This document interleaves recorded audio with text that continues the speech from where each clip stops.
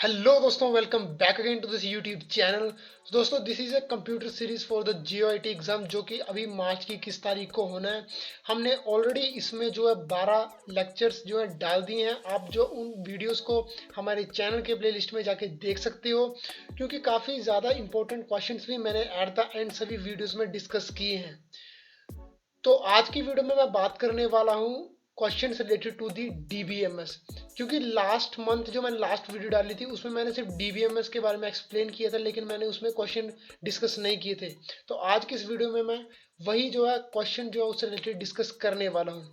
लेकिन आगे बढ़ने से पहले अगर आपकी कोई भी क्वेरी हो, कोई भी सजेशन हो, तो आप हमें जो है इस हैंडल पे @एलीट अकेडमी रन हैंडल, चाहे फेसबुक हो, टेलीग्राम हो या इंस्टाग्राम, वहाँ पे जाके आप हमें फॉलो कर सकते हैं। अपनी क्वेरीज या सजेशंस हमें बता सकते हैं। सबसे पहले देख लेते हैं हम आज का कोट। तो आज का कोट है कि success seems to be connected with the actions. ध्यान से सुनना कि जो सक्सेस है वो कहीं ना कहीं हमारे जो एक्शंस होते हैं उससे कनेक्टेड होती है। Successful people keep moving, they make mistake but they don't quit.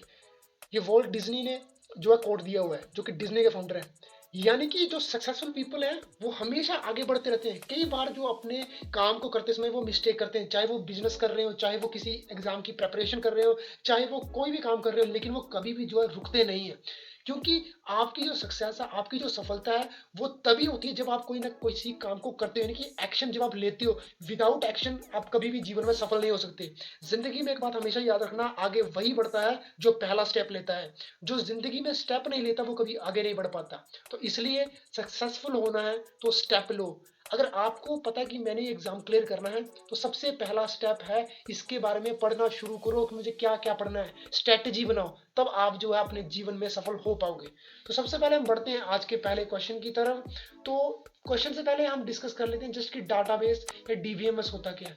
तो डाटाबेस एक वो जगह होती है जहाँ पे कि सारा का सारा डाटा, कोई भी फाइल्स, कोई भी चीज़ हो, वो एक स्ट्रक्चर्ड फॉर्मेट में स्टोर होती है।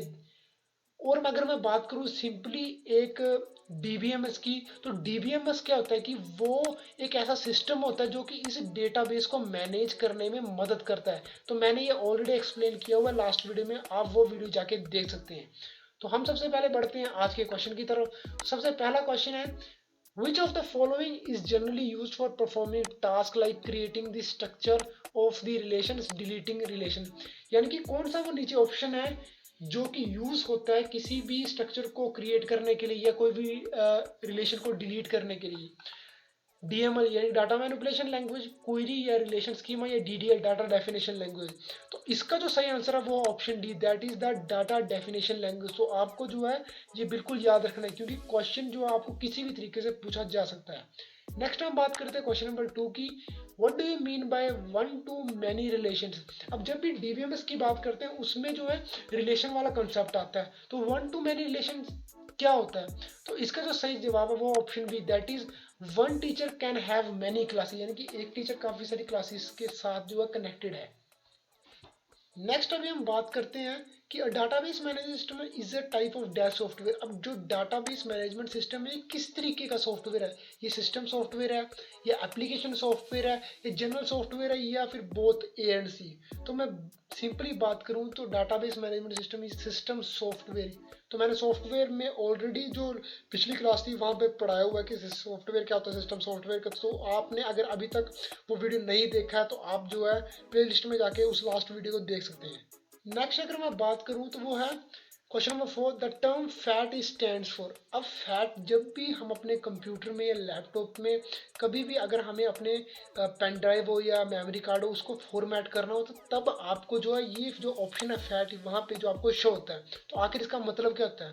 तो इसके जो मतलब होता है फाइल एलोकेशन टेबल, यानी कि option B is the right answer. तो आपको जो है ये याद रखना है। नेक्स्ट अगर मैं बात करूं क्वेश्चन नंबर 5 की, तो which of the following can be consider as the maximum size that is supported by fat.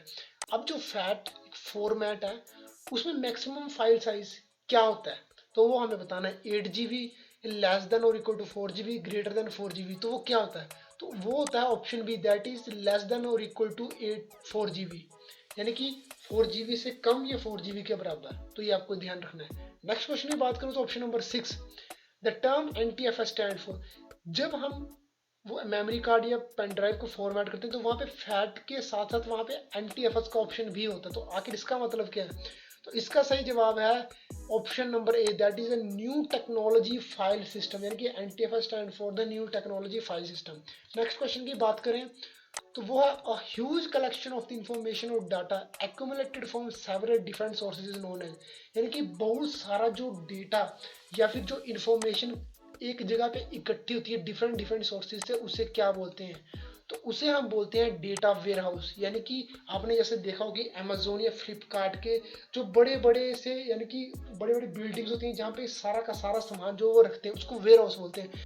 तो वैसे ही इस कंसेप्ट में इसे हम बोलते हैं डेटा वेयर हाउस, जो कि आपको ध्यान में रखना है। नेक्स्ट बात करते हैं ऑप्शन क्वेश्चन नंबर 8 की, which of the following can be use to extract और filter the data information from the data warehouse, यानी कि बहुत सारा जो डेटा वेयर हाउस में पड़ा है उसको एक्सट्रैक्ट या फिल्टर करने के लिए कि जो सही जो हमारे लिए यूजफुल है वो डेटा लेने के लिए कौन सी टेक्निक का यूज करते हैं? तो वो हम यूज करते हैं डेटा माइनिंग। ये ध्यान में रखना आपको, डेटा माइनिंग।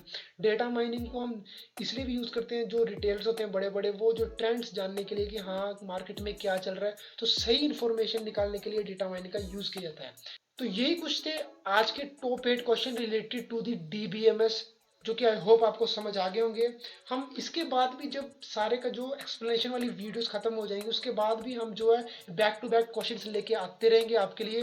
तो आप जो है इस चैनल में डेफिनेटली से बने रहें, और अगर आपको कोई भी सुझाव हो, कोई क्वेरी हो, तो आप जो है कमेंट सेक्शन में या फिर हमारे इंस्टाग्राम या फेसबुक पे आप वहाँ पे जाके हमें पूछ सकते हैं। सो हम मिलते हैं फिर किसी और वीडियो में, तब तक के लिए धन्यवाद।